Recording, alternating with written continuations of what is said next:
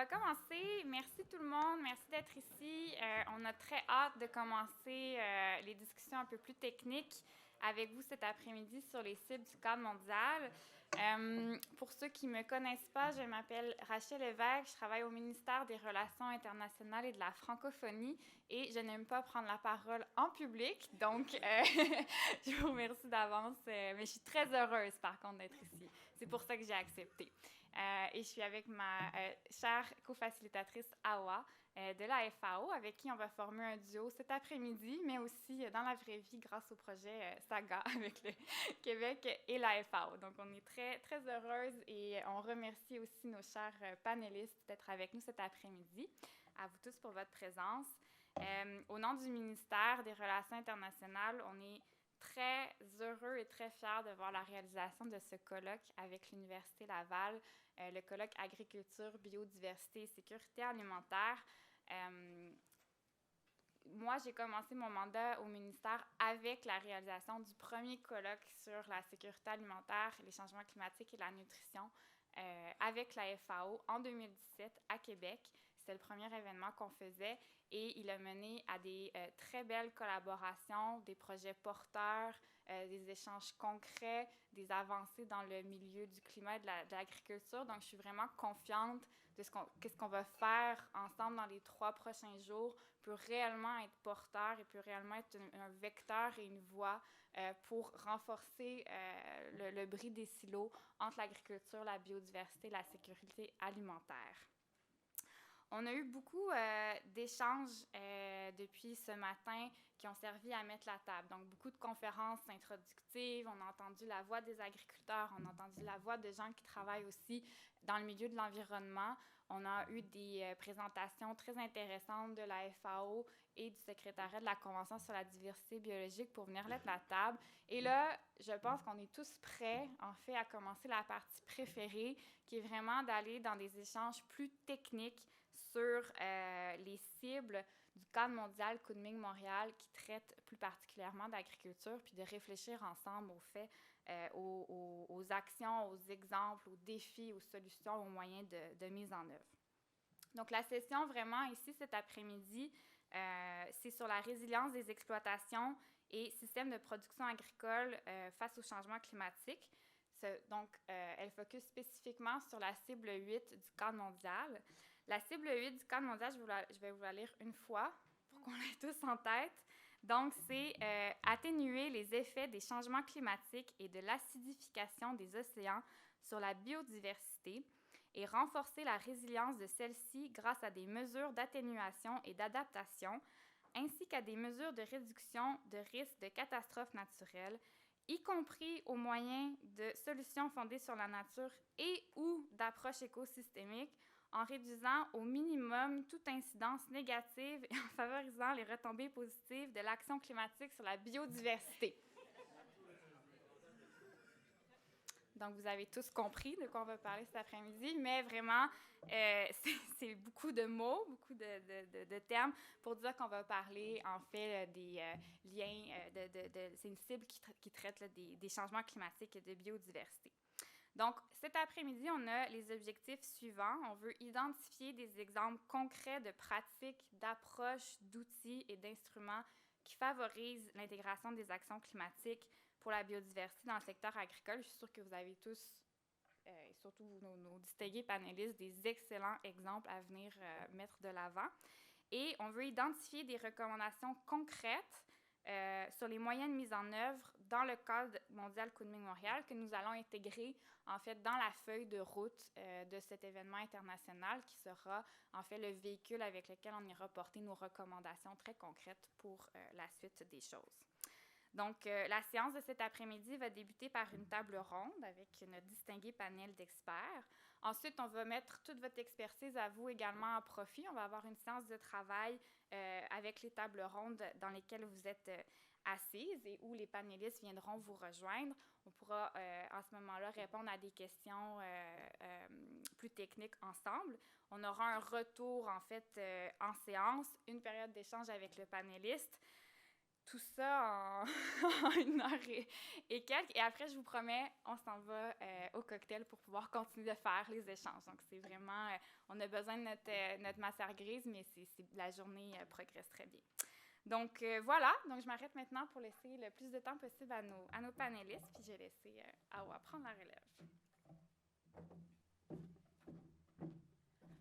Merci beaucoup Rachel pour cette introduction. Donc sans plus tarder, on est sur du concret, donc depuis tout le début de cet événement. On va demander à nos panélistes de nous présenter rapidement des exemples concrets qui ont permis de minimiser l'effet des changements climatiques dans les agroécosystèmes et en nous faisant aussi un lien avec leur potentiel de mise à l'échelle. Pourquoi cet exemple est pertinent? Comment pensez-vous que cela peut être mis à l'échelle? Donc je vais commencer par Myriam. Si vous voulez aussi bien vous présenter avant d'intervenir, ce serait apprécié. Merci. Bonjour, je m'appelle Myriam Nobre et je viens du Brésil. Donc, je remercie l'invitation et la patience d'écouter mon français tordu. Je vous parle de l'expérience des communautés afrodescendantes au Brésil, les quilombos. Et les femmes quilombolas sont organisées dans un réseau au Vale do Ribeira, où je travaille, c'est une région des forêts atlantiques. Et ces femmes font partie d'un réseau d'agricultrices quilombolas qui font partie du mouvement féministe et du mouvement agroécologique au Brésil. Ces femmes-là, elles ont beaucoup d'expérience. Et donc, quand je parle de technique, je parle d'une technique ancestrale qu'elles connaissent bien, quels sont les moments qui, dans les forêts, il y a des aliments pour les animaux. Donc, c'est les moments où elles peuvent avoir son cultive dans sa plénitude parce que les animaux ont de quoi manger à la forêt. Mais c'est ça qui change beaucoup à ce moment-là avec les changements climatiques. Donc les animaux sont affamés, ils viennent sur leur récolte. Donc la décision qu'elles ont, c'est de garder l'activité en tant qu'agricultrice, de cultiver, mais le faire au niveau des communautés. Parce que si elles les font toutes seules, les oiseaux vont tout manger, le riz. Mais en même temps, elle connaît qu'il y a de riz, qu'il y a des variétés, que ce sont les oiseaux qui les ont apportés. Donc, ces partenaires qu'elles ont en lien de parfois être un peu dessus, mais aussi de le reconnaître et d'être responsable pour garder cette biodiversité. Donc, l'effet, c'est que c'est très important d'avoir les communautés fortes, organisées. Et pour cela, il y a 3 points d'attention. Un point d'attention, c'est vraiment d'assurer leurs droits à leur territoire, parce que dans ces quilombos, ce n'est pas encore reconnu. Au Brésil, on a plus de 6000 quilombos reconnus, mais pas que leur territoire est déjà réglé au niveau foncier. Donc ça, c'est le premier point d'attention. Le deuxième point d'attention, c'est toutes ces politiques d'économie verte, ces programmes qui ont comme cible les individus, même pas les familles, et qui, quand on arrive aux communautés, créent même des conflits et mettent des questions, par exemple, de créer une nouvelle association pour avoir une association qui est conforme au projet d'économie verte. Et le troisième point d'attention, c'est que parfois on écoute qui parle des inégalités de genre et de renforcer les femmes. C'est contradictoire avec le renforcement de la communauté, et c'est justement le contraire. Le fait que la communauté a des femmes très fortes renforce vraiment les communautés. Et un outil qu'on utilise là-bas, qu'on a appris avec les femmes du Cerrado, que j'ai pris ici, c'est Savannah, c'est l'utilisation des protocoles bioculturels comme un outil pour refaire, pour renouveler les accords communs dans leur communauté, y compris sur le moment, reconnaître le temps de la nature et avoir un rapport avec la nature respectueux du temps, qui ne soit pas pressé par l'économie des marchés et tous ces programmes qui ont une autre logique économique différente des logiques économiques et politiques et culturelles des femmes quilombolas. Merci. Merci beaucoup, Myriam.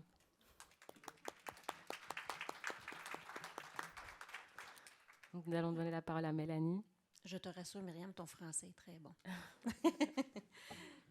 Bonjour à toutes et à tous. Mélanie Morel, chargée de programme à UPA Développement International. Je suis aussi agronome dans la vie. Je vais vous présenter une initiative qu'on a mise en œuvre pour la première fois au Sénégal.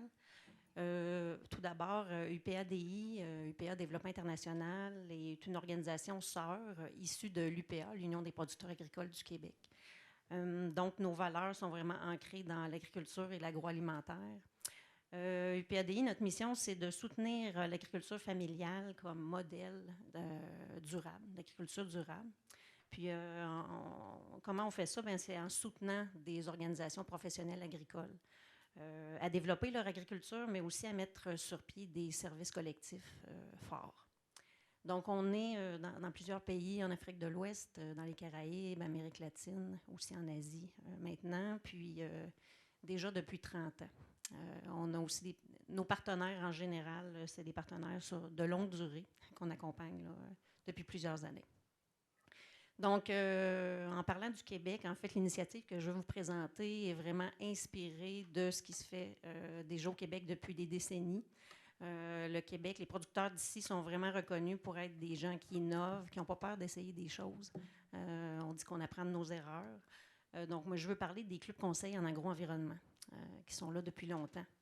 On s'est dit à UPADI, si ça marche au Québec, pourquoi ça ne fonctionnerait pas ailleurs dans les organisations qu'on accompagne? Alors, on a essayé au Sénégal en premier lieu, dans le projet Sagan, justement, dont on parlait tout à l'heure.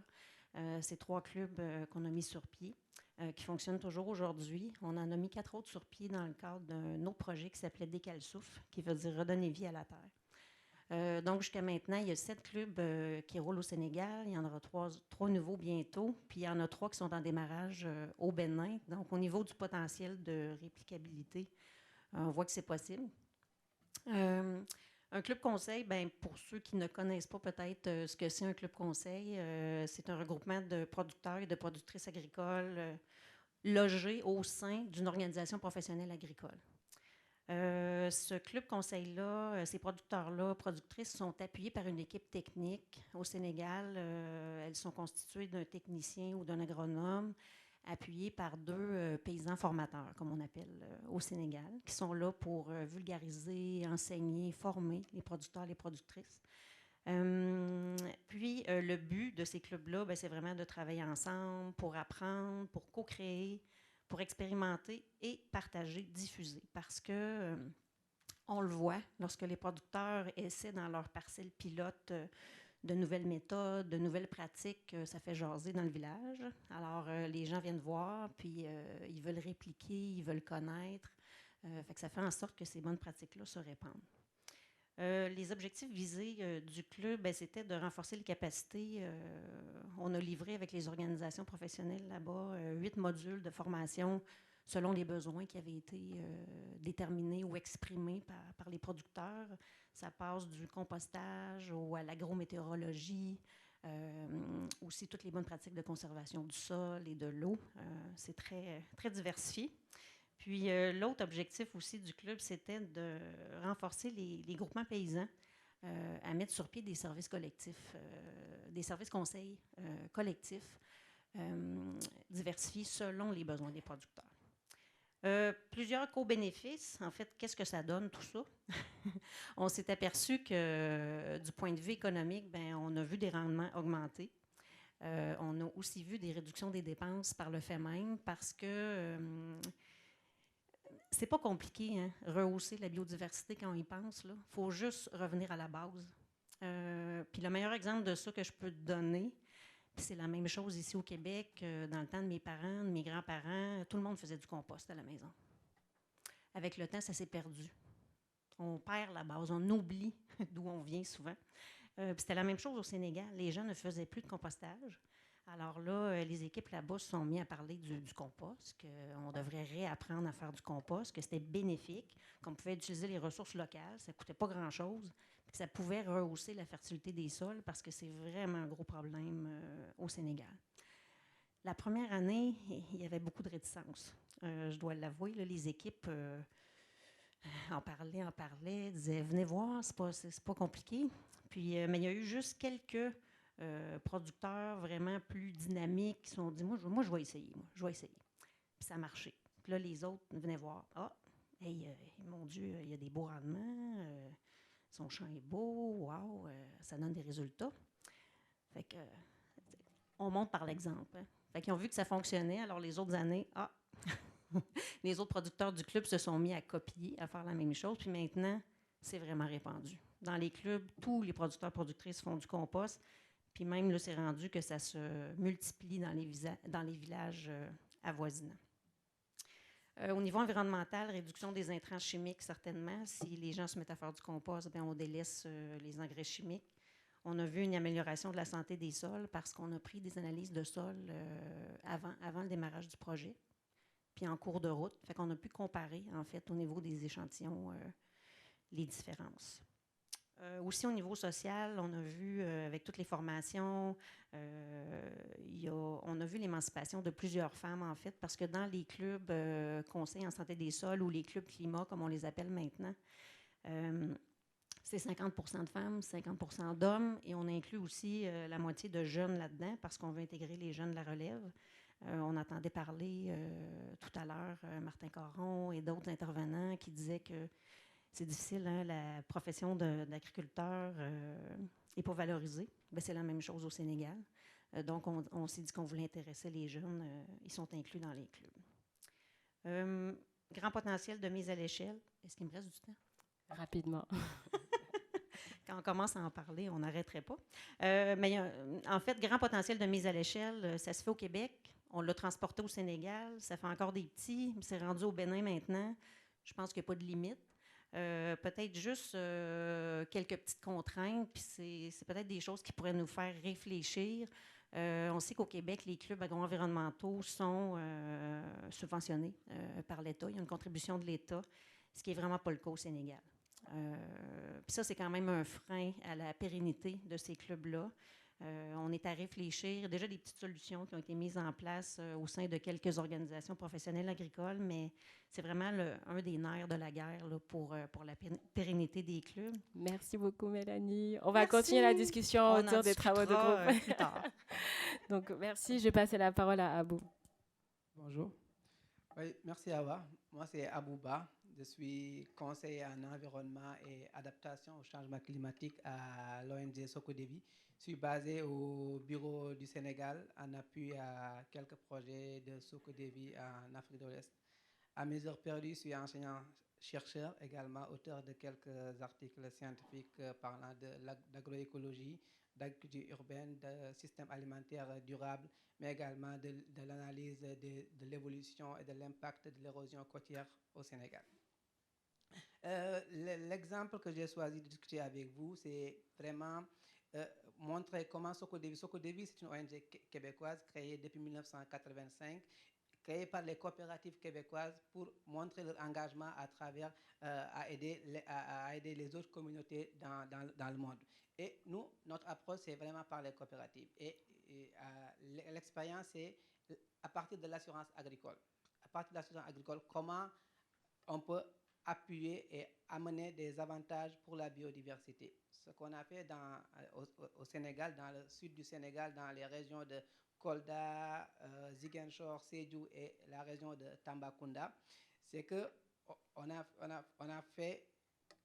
travaillé avec la Caisse nationale d'assurance agricole du Sénégal, avec les groupements, les COP dans le sud du pays, pour voir comment les appuyer pour aller à une autonomisation économique, à une résilience de ces communautés-là, de ces ménages agricoles. Maintenant, le but, c'est qu'en faisant ça, on constate que l'assurance agricole, c'est quelque chose de très difficile à gérer, surtout dans des pays qui sont exposés à beaucoup de vulnérabilité.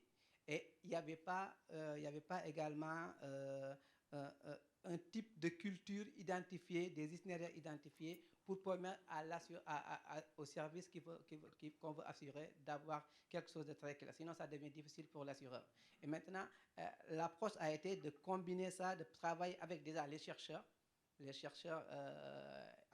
agronomes, les universitaires, mais également à travailler avec la Caisse nationale d'assurance agricole pour qu'elle puisse adapter son offre de services d'assurance à ce que font les populations là.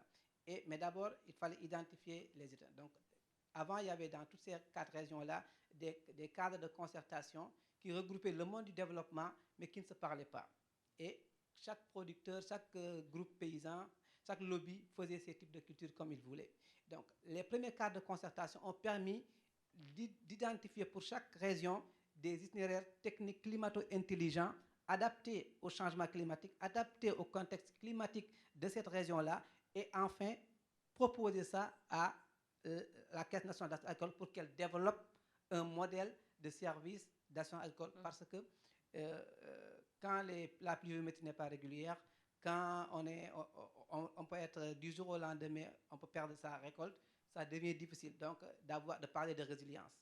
Et maintenant, après avoir participé à ça, les 4 régions ont été regroupées pour identifier que c'est la même région agroécologique, identifier, harmoniser les itinéraires techniques climato-intelligents faits pour cette région-là. Et maintenant, ça a permis à la Caisse nationale d'assurance agricole du Sénégal de dire, moi, à partir de ces itinéraires techniques, je propose des services agricoles comme ça. Et ça va permettre à vous avez de l'assurance sur votre récolte, vous avez de l'assurance sur plein de choses. Maintenant, sur le côté mise à l'échelle, ça permet que ça peut être dupliqué partout dans le Sénégal. Le Sénégal est divisé en 4 grandes régions agroécologiques, mais ça se fait que dans le sud du pays. Et dans le sud, alors que la plus grande partie agricole, elle est dans le nord, dans la vallée du fleuve Sénégal.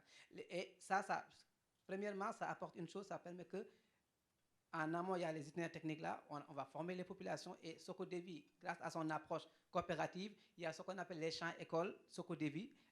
À travers ces champs écoles là, on forme les populations, les producteurs et productrices dans les bonnes pratiques agricoles qui ne nuisent pas l'écosystème dans lequel ces populations travaillent là. Et les défis, tournent autour vraiment du fait que la Caisse nationale agricole du Sénégal, elle est supportée par l'État, elle est une société parapublique, et l'assurance coûte cher. Donc, il faut vraiment une politique nationale qui accompagne ce processus d'assurance agricole-là, mais qui prend en compte, depuis le début, l'aspiration, les besoins des communautés, mais également les réalités agroécologiques de ces zones-là. In fine, actuellement, le projet est à sa 3e année. Et ce qu'on a constaté, on voit que toutes les populations membres des COP qui travaillent avec le projet ont assimilé des bonnes pratiques qui leur permettent de véhiculer, d'être des porteurs de plaidoyer auprès des communautés pour les bonnes pratiques agricoles, pour ne pas détruire et préserver l'environnement dans lequel ces populations-là vivent. Et en dernier lieu, c'est que l'objectif en tout, c'est de permettre à ces populations-là d'avoir des revenus décents. Et le fait d'adopter ces bonnes pratiques, le fait d'adopter de nouveaux itinéraires techniques climato-intelligents, leur permettent de pouvoir s'assurer, et en cas où on est dans la zone du Sahel, une catastrophe peut arriver, et au moins ils ont l'assurance de ne pas perdre autant de revenus pour cela. Merci beaucoup à vous. Donc on va passer à Yasmina. Oui, bonjour tout le monde, merci beaucoup. Moi, je suis généticienne, ingénieure agronome, et je suis également porte-parole du département de l'agriculture marocain pour tout ce qui est biodiversité et ressources phytogénétiques liées à l'alimentation et l'agriculture. Je vais vous parler de la stratégie marocaine nationale donc pour répondre à cette question. Et je commencerai par la phase de 10 années qui s'est déroulée entre 2010 et 2020 et dont la stratégie était nommée le plan Maroc vert. Il a contribué à améliorer la compétitivité de l'agriculture marocaine d'une manière drastique parce que ça a changé complètement la vision qui était tellement traditionnelle, une vision très locale, jusqu'à une ouverture vers tout ce qui se passe à l'échelle internationale. Donc, une des mesures concrètes mises en place pour atteindre les objectifs de développement durable de l'agriculture en alignement avec le cadre mondial de la biodiversité, c'est l'agriculture circulaire. Elle a été intégrée à l'actuelle stratégie nationale qui est baptisée la génération verte, ou Green Generation, et qui est aussi mise en place pour 10 années, de 2021 jusqu'à 2030. Elle vise à optimiser l'utilisation des ressources qui sont disponibles et à les réinjecter dans le circuit de production. Donc, cette stratégie recommande d'analyser les changements climatiques à venir pour caractériser les futurs modes de production et mettre en œuvre selon les territoires, c'est-à-dire les différentes régions du Maroc qui ont un climat qui est différent, qui n'est pas le même, puisque nous avons du désert jusqu'aux zones qui connaissent une bonne période de neige. Bien sûr, ce n'est pas comme le Canada, mais il y a quand même de la neige dans les montagnes. La mise en valeur des services écosystémiques favorise aussi la résilience des populations agricoles, qui est très important parce que sans agriculteurs, il n'y a pas de production, et sans production, on n'arriverait jamais à la sécurité alimentaire ni à garder la biodiversité pour les générations à venir. Donc, il y a la résilience de ces populations dans les zones qui souffrent ou dans les zones précaires, et la révision de la vocation des terres agricoles, c'est-à-dire le changement des plantations qui vont donner vers des plantations qui vont donner une bonne production meilleure que celle qui était utilisée par les agriculteurs dans le temps. Et ça, c'est pour l'ensemble des exploitations à l'échelle nationale. Donc la valorisation, il y a la valorisation des déchets agricoles verts, qui est un exemple d'agriculture circulaire. La gestion des sous-produits, tels que les produits, par exemple, oléicoles, parce qu'on est un producteur de l'huile d'olive, qui est appuyé sur la mise en place d'unités de valorisation donc, dans les différentes régions pour tirer bénéfice de la production, mais aussi des sous-produits qui généralement étaient jetés et gaspillés. Donc, le Maroc dispose de ressources pour exploiter au mieux sa production agricole. Il y a aussi la réduction du gaspillage, la valorisation des déchets qui sont inévitables pour une agriculture saine, évolutive et propre. Il y a toutefois plusieurs défis substantiels à relever, dont je citerai quelques-uns. Le Maroc a fait face à 6 années de sécheresse consécutive avec une forte réduction de précipitations, presque 67% par rapport à la moyenne saisonnière habituelle, ce qui a impacté énormément l'agriculture. Les barrages qui sont source de l'irrigation n'ont été remplis qu'à presque 20% et ont nécessité des mesures immédiates pour garantir l'irrigation, mais aussi l'eau pour les boissons, pour le bétail aussi.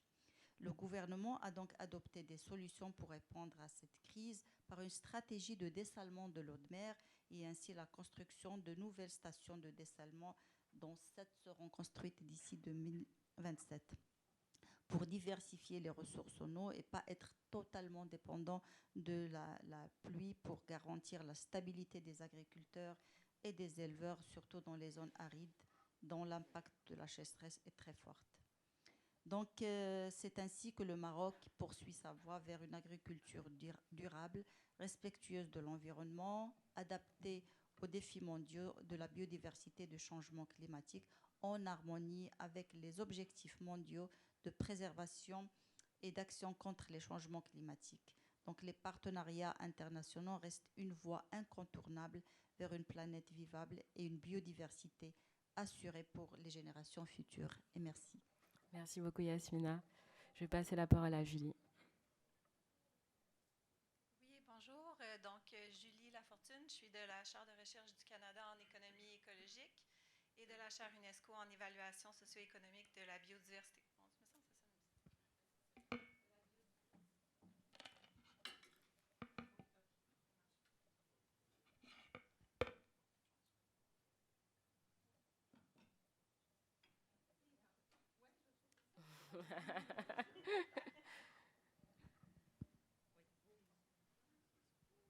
Merci.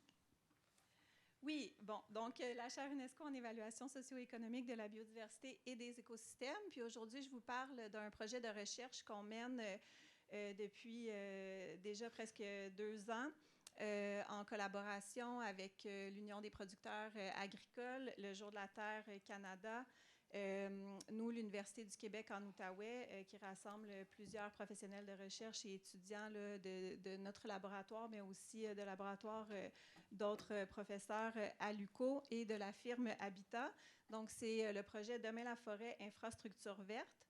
C'est un projet, en fait, qui est sur la valorisation des coulées agricoles au Québec. C'est un projet qui a été financé par le gouvernement du Québec, notamment dans le cadre du plan pour une économie verte.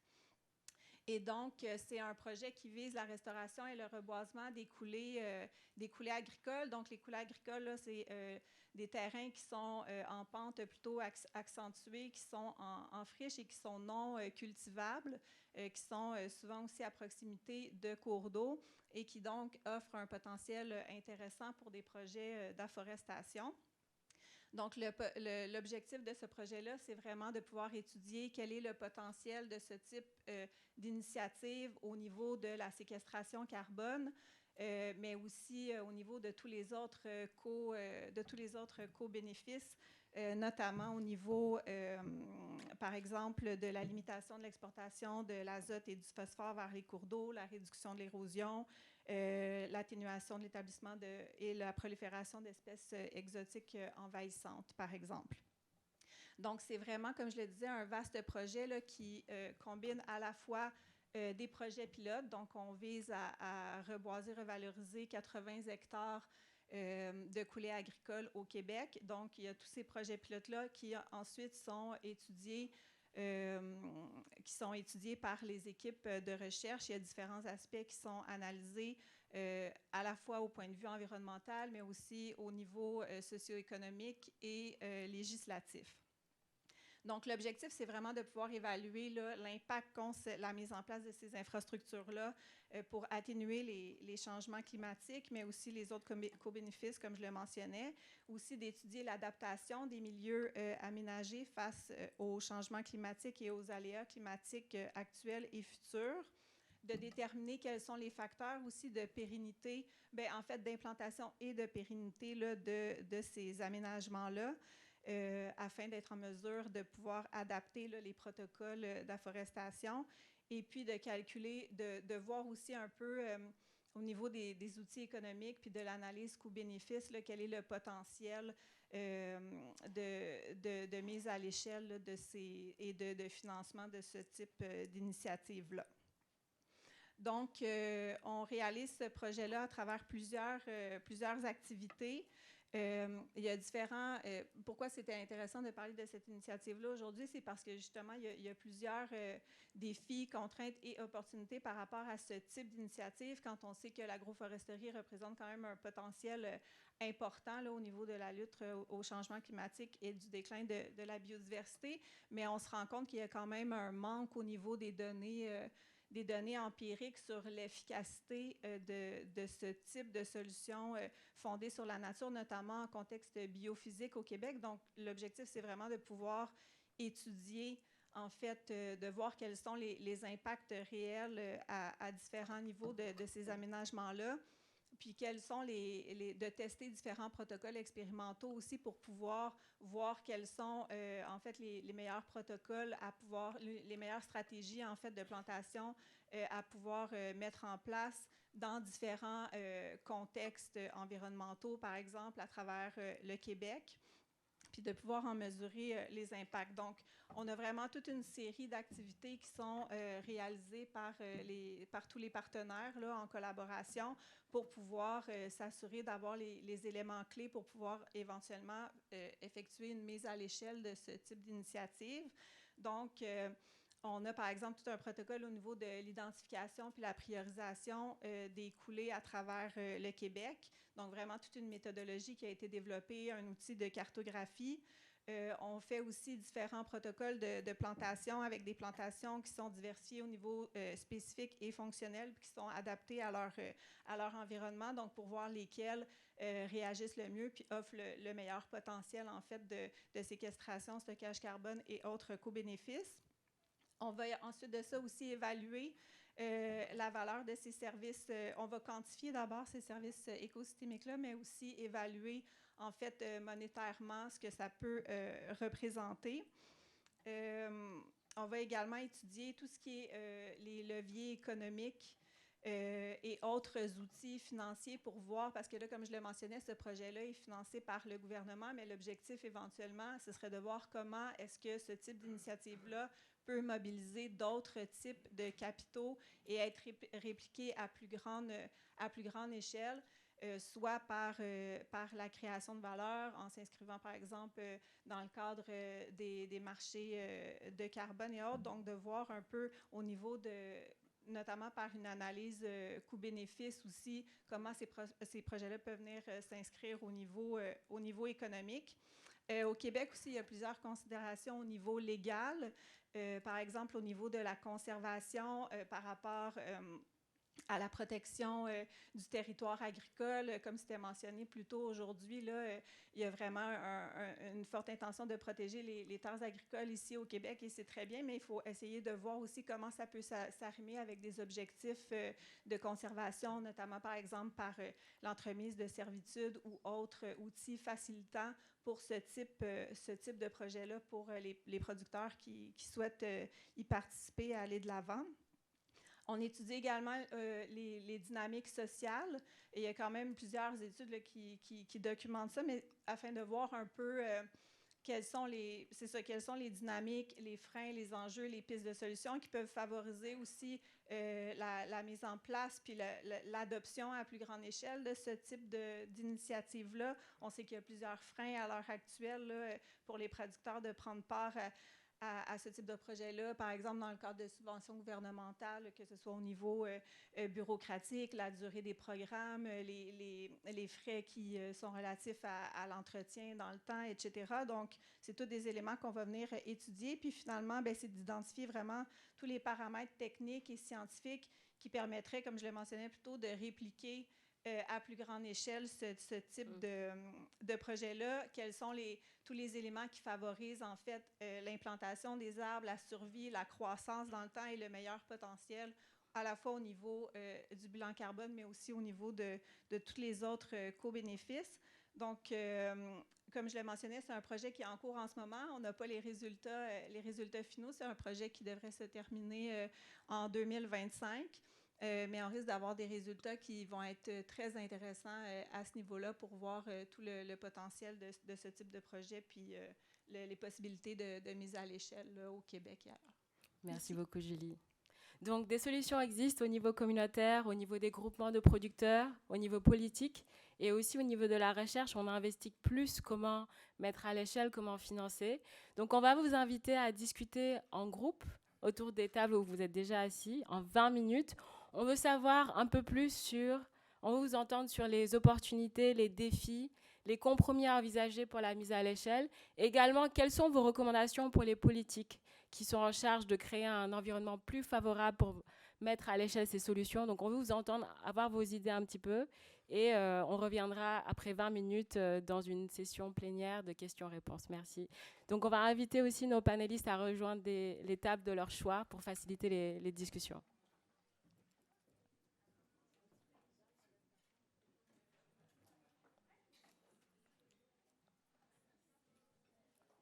Donc, question 1, quels sont les défis, les opportunités, les compromis à envisager pour la mise à l'échelle, grosso modo.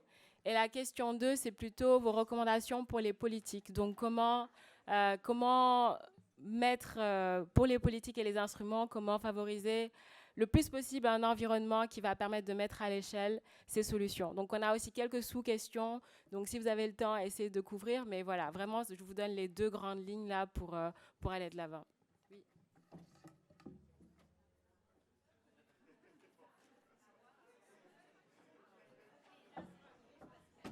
N'hésitez pas à désigner quelqu'un pour prendre quelques notes.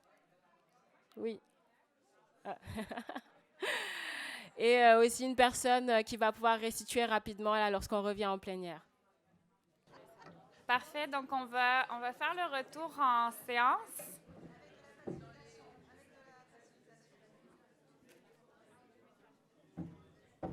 Parfait. Donc, j'espère que vous avez apprécié les échanges.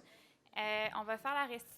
Donc, on vous avait demandé de désigner un valeureux représentant par table et on va lui demander le défi de résumer 25 minutes de discussion en 1 à 2 messages clés. 1 ou 2. Donc, est-ce qu'il y a une table qui veut se porter volontaire? Ah, go! Non, mais pendant que c'est chaud dans ma tête.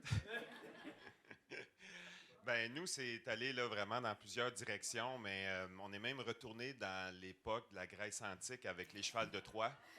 Donc, pour vous dire comment ça a été profond dans notre discussion. Mais en fait, je peux peut-être partir de cette anecdote-là. Dans le fond, c'était pour parler de la biodiversité puis de l'intérêt de ce partage du risque dans la biodiversité, donc de voir la biodiversité comme, en fait, d'utiliser le changement climatique un peu comme un cheval de Troie pour intégrer la biodiversité dans cette grande thématique-là, puis d'intéresser les gens, intéresser les producteurs, intéresser éventuellement des investisseurs dans la thématique de la biodiversité. Puis un des éléments, ou en fait, parmi les éléments qui ont été discutés, évidemment, la question du financement est revenue à plusieurs reprises.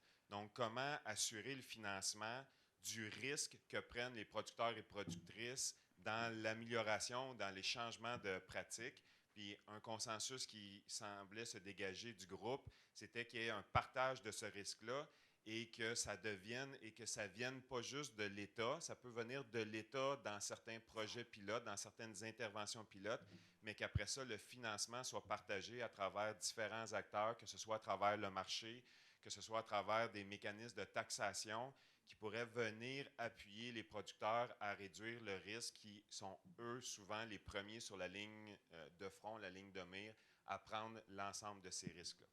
Donc, voilà, je me suis risqué moi-même à être le rapporteur. J'espère que j'ai bien fait ça. Merci, Hugo. Merci d'avoir brisé la glace. Donc, on peut passer à la table suivante. Ah, on a un autre volontaire. Ah ouais, parti. OK. Oui, allez-y. Oui. Ça va être un peu plus bref, là, mais de notre côté, il y avait un consensus quand même dans le même sens au niveau des défis qui étaient quant à la durée puis surtout la pérennité des financements. Là, je pense que c'est un gros problème. Puis au niveau des recommandations, c'est quand même difficile d'arriver avec des choses concrètes qu'on peut mettre en œuvre, mais on a discuté de trouver des financements en dehors des lobbies. Merci beaucoup. Message très clair. Donc, la table suivante, je peux aller derrière? Oui, un volontaire derrière.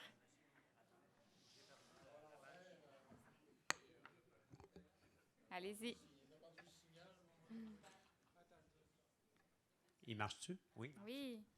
En fait, on a discuté d'un paquet de choses, dont... non, on n'est pas remonté jusqu'au cheval de Troie. On a au niveau des défis, on revient un petit peu avec les coûts et des actions favorisant la biodiversité.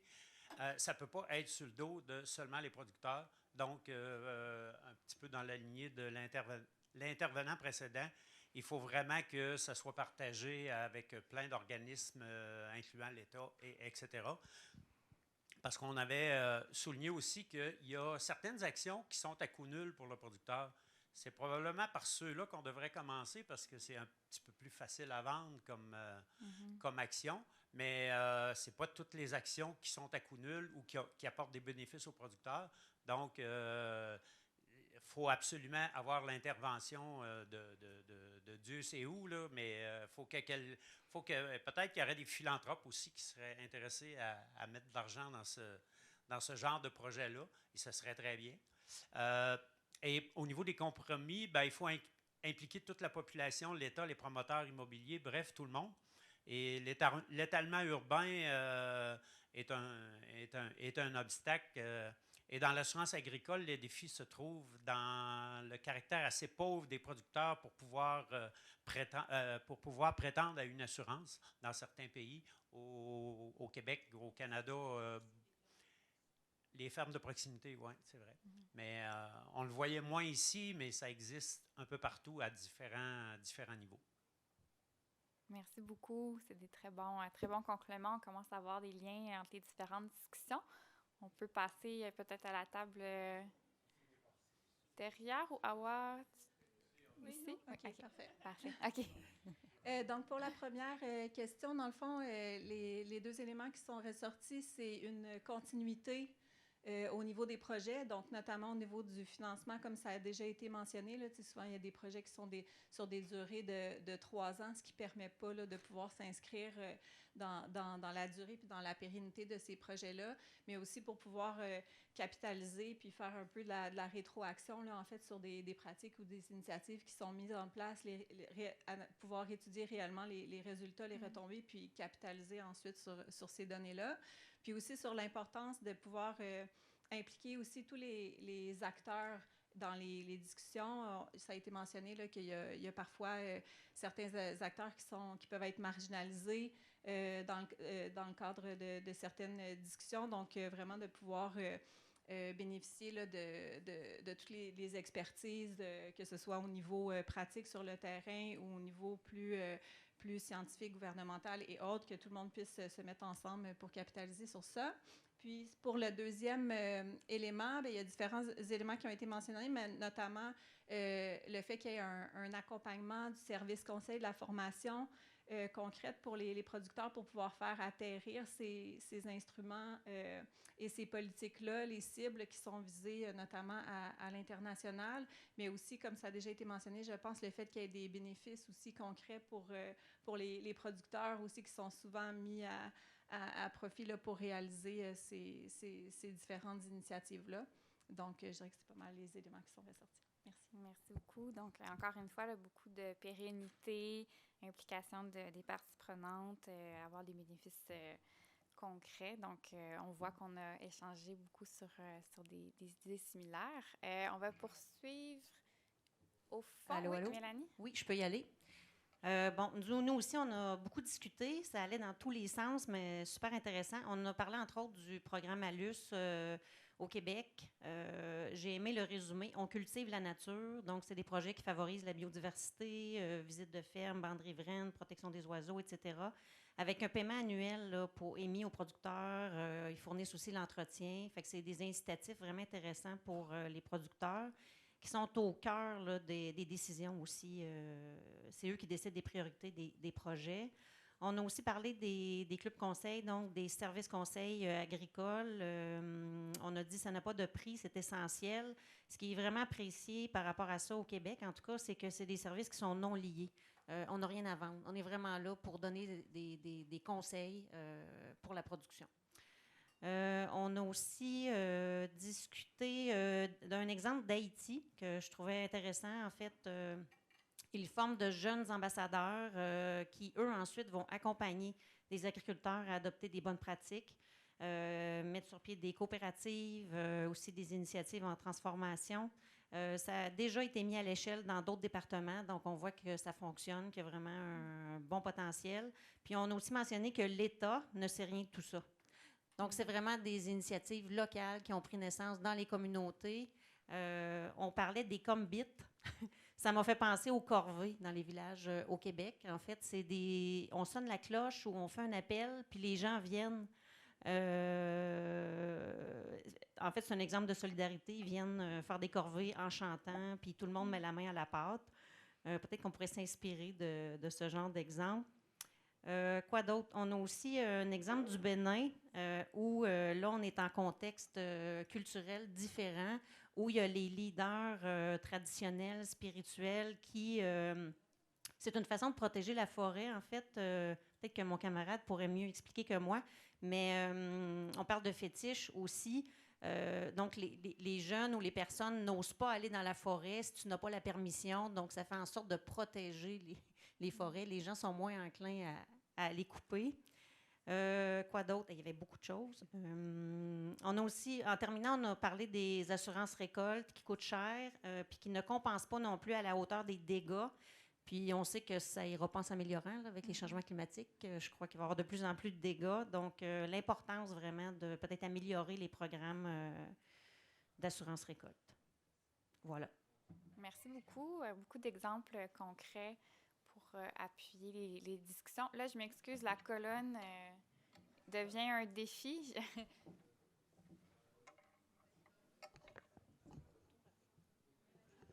Je pense qu'il y a un problème de micro aussi.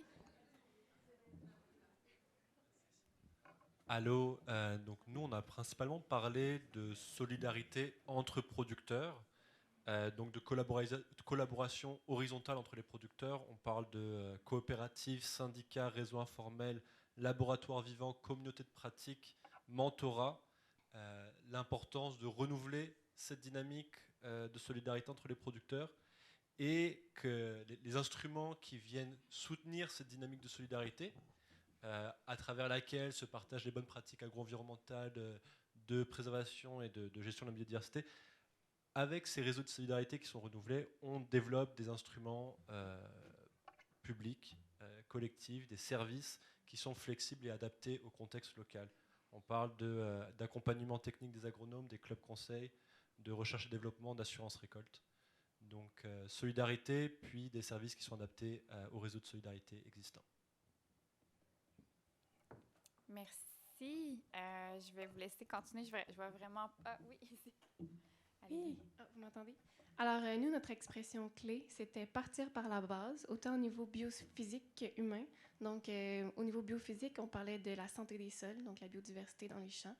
Puis, au niveau humain, c'était bien évidemment partir avec les productrices et les producteurs agricoles, mais aussi tous ceux qui les accompagnent. On a parlé des clubs conseils, les agronomes, les OPV et ainsi de suite, au Québec.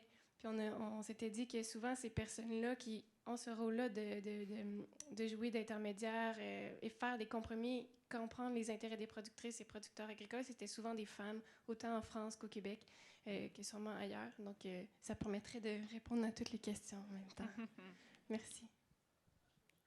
Merci beaucoup. Et la dernière table? Oui, au niveau de notre table, on a beaucoup discuté des contraintes au niveau, mais vraiment du terrain, c'est-à-dire au niveau local. Et donc, on est sorti avec la proposition que les politiques doivent partir du terrain, donc des producteurs et des problématiques des producteurs, avant que ce soit à l'échelle nationale, parce qu'il faut aussi tenir compte des besoins des communautaires, puisque les différentes communautés dans certains pays, notamment les pays de la région Afrique, ne sont pas les mêmes. Donc, il faudra tenir compte de ces problématiques, des besoins et des contraintes. Nous avons aussi parlé pour la concrétisation de tout ce qui est politique à l'échelle globale, où il y a des appuis financiers de la part d'organisations partenaires internationaux, mais qui souvent trouvent des difficultés à vraiment arriver à la cible. Et donc, il y a des propositions de continuer à s'organiser en association pour pouvoir bénéficier de financement directement, donc sans passer par les intermédiaires ou sans passer par les différents départements qui vont diluer un petit peu la concrétisation donc, dans le temps, et aussi encourager la capacity building, le renforcement de capacité pour répondre aux appels à projets internationaux et donc passer déjà tout ce qui est lourdeur et paperasse administrative et être dans la concrétisation. Il y a aussi nous avons aussi discuté d'autres choses.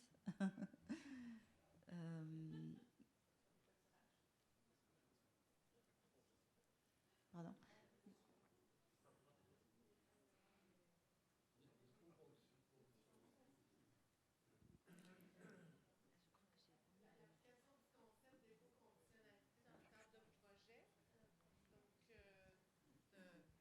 Prendre en compte certains critères d'éco-conditionnalité dans une mesure incitative pour des initiatives.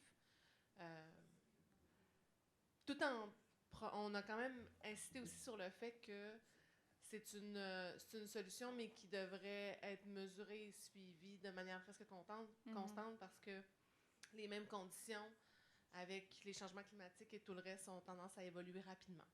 Donc, voilà. Parfait. Bien, merci. Merci beaucoup. Puis ne vous inquiétez pas, la période de restitution était un résumé. Là. On remercie tout le monde qui a contribué à une prise de notes très détaillée que nous allons avoir l'honneur de restituer et qui va servir à bonifier la feuille de route et les conclusions de l'événement. Donc, on vous remercie pour avoir contribué à cet effort et à ces discussions-là. Je pense qu'on peut donner une bonne main d'applaudissement à nos panélistes qui ont aussi pris des notes très détaillées. C'est ça. Est-ce qu'on les invite à... Parfait. Donc, on va prendre on a encore un peu de temps, 5 minutes. On va le prendre pour des questions. Donc, s'il y avait des questions, des commentaires pour les panélistes sur les exemples, vous pouvez lever la main et je crois qu'il y a quelques micros dans la salle et on pourra offrir aux panélistes de prendre le temps de répondre.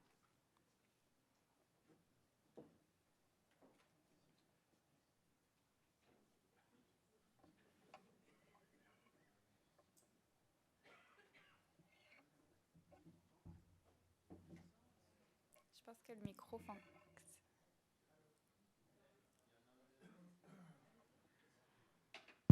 OK, super. Merci beaucoup. En fait, moi, ma question, en fait, s'adresse à, je pense, à M. Ba. C'est bien ça, hein, M. Ba? OK. En fait, moi, je m'intéresse beaucoup à l'adoption des pratiques agro-environnementales par les producteurs. Et dans le cadre, en fait, de votre intervention, vous avez parlé justement de ce que vous faites comme renforcement de capacité avec les producteurs au Sénégal. Et je voulais savoir, est-ce qu'il y avait des freins majeurs, justement, à leur appropriation, en fait, des pratiques, en fait, que vous leur transmettiez. Et puis, ces freins-là étaient généralement de quel ordre, en fait? Voilà. Merci. Ah, je sais pas. Ça marche. Voilà. Oui, merci beaucoup. Les principaux freins auxquels on a été confrontés, c'est d'abord l'analphabétisme des populations, des communautés locales, parce qu'on travaille en milieu rural et souvent il y a un problème de non-étude qui est posé, et ça pose parfois les itinéraires techniques que nous avons, sur lesquels on a travaillé, ça a été fait à partir des instituts de recherche, des universitaires. Et après, maintenant, il faut tout vulgariser, traduire ça en langue nationale. Et dans la région où nous sommes, en Casamance, il y a beaucoup de langues nationales qu'il faut. Donc ça, c'est un des freins majeurs vraiment auxquels nous avons été confrontés. Également, il y a aussi, si on prend l'aspect, on travaille beaucoup plus avec aussi les femmes et leur occupation dans la vie, leur occupation dans la gestion des ménages dans ces zones-là, est aussi un problème qu'il faut prendre en compte quand tu veux travailler dans ce contexte-là. Merci beaucoup, Abou. Est-ce qu'il y a d'autres questions? Tous derrière la colonne, désolée.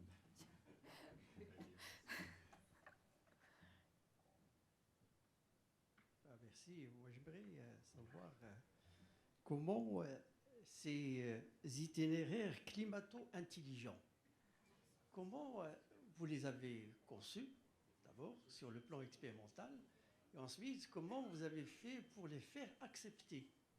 Et ensuite, est-ce qu'ils ont permis aux exploitations de faire face au risque de type nouveau, qui est un risque systémique? Vous savez, le réchauffement du climat, le risque climatique est un risque systémique. Et vous semblez faire cohabiter le traitement catégoriel du risque, l'assurance, avec un traitement qui tend vers un traitement de solidarité horizontale entre les agriculteurs. Est-ce que c'est un kitsch, disons, accidentel, ou bien est-ce que c'est un choix, disons, stratégique, raisonné?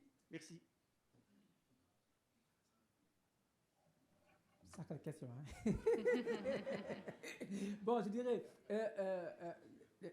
la manière dont les itinéraires techniques ont été étudiés, déjà au Sénégal, il y a l'Institut sénégalais de recherche agronomique, qui est vraiment l'institut reconnu et dédié pour l'État du Sénégal pour faire tout ce qui est itinéraire technique au Sénégal. Sauf qu'au Sénégal, il y a beaucoup d'interventions d'organisations non gouvernementales, de centres de recherche qui viennent du CIRAT, des Français, des Canadiens, des Américains. Chacun vient avec ses propres itinéraires techniques et avec ses propres instituts agronomiques tropicaux pour instrumenter. Donc le but, c'était d'abord, il y avait dans toutes les régions, il y avait des cadres de consultation qui regroupaient tous ces acteurs du développement rural. Maintenant, la première chose qu'on a fait, c'est qu'on a fait une recherche documentaire pour identifier toutes les organisations qui interviennent et leur type de dictionnaire qu'ils proposent. Une fois que c'est fait, on a calqué ça avec ce que propose l'Institut sénégalais de recherche agronomique.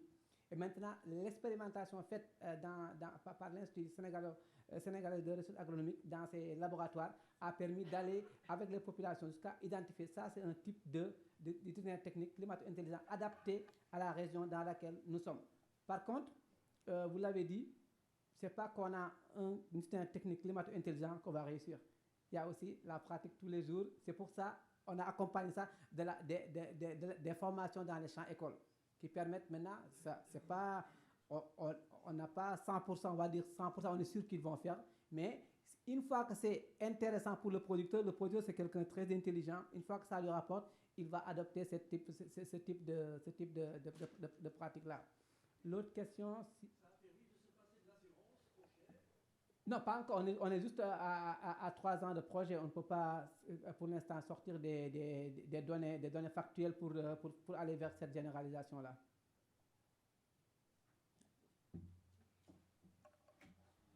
Merci. Il reste 1 minute. Peut-être une dernière question? Oui.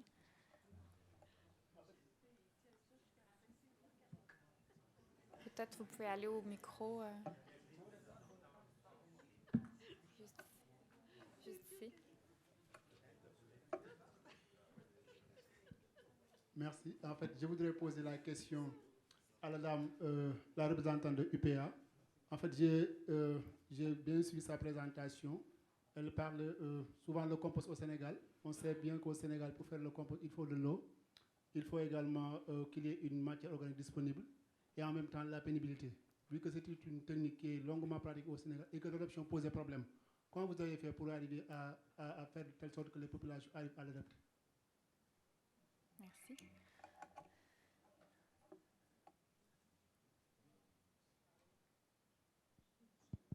Allô, allô, oui, ça prend un petit délai. Vous avez tout à fait raison. On utilise des techniques au Sénégal qui est principalement du compostage en fosse. Donc, c'est vrai au niveau de la pénibilité au démarrage. La première fois qu'on débute le compostage, il faut creuser la fosse. Mais souvent, les producteurs se mettaient ensemble, creusaient ensemble. Puis une fois que la fosse est construite, on fait des couches de matière organique. Ça a été quand même relativement facile de trouver les matières dans la communauté, dans le village. Tout le monde s'entraidait.